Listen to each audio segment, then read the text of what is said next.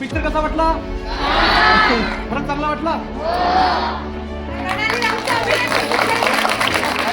आज आपल्या अवतीभोवती असे भरपूर रायबा आहे जे बरोबर ना. तर इथनं घरी गेल्यानंतर ज्या रायबाच्या मनात ह्या घुटफड सुरू आहे.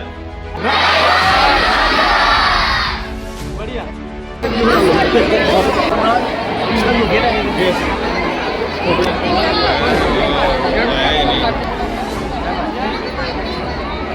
टाइम नहीं है बाबा, इसलिए आ जाए. अरे आज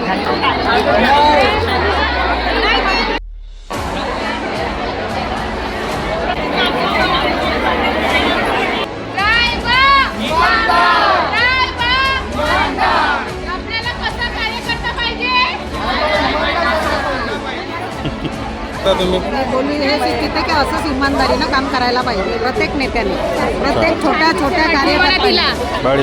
स्थानिक कार्यकर्ता जो सुरुवातपासून मेहनत करते त्याला तर पार्टी कोणते फळ देतात ते आज हकीकतमध्ये जे घडत आहे त्याच्यावर काहीतरी निरारत असं वाटते. असं याच्याच पुढं कधी कोणासंग व्हाव नाही अशी पार्टीच्या नेत्यानं काहीतरी करावे.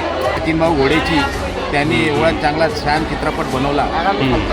आज सचिनभाई भाऊ घोडेसाठी खूप खूप शुभेच्छा देतो. त्यांना खूप अशी तरक्की करू असाच रायबा इमानदार.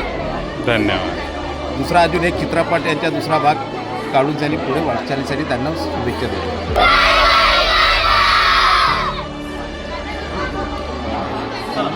सर्व जनतेला मी आव्हान करते की त्यांनी हा पिक्चर संपूर्ण लोकांपर्यंत पोहोचवावे आणि त्यांना एक विनंती करावे की एकदा तरी हा पिक्चर तुम्ही टॉकीजला जाऊन बघावे. एक नंबर मूवी आहे. सगळ्या कार्यकर्त्यांनी बघायलाच पाहिजे.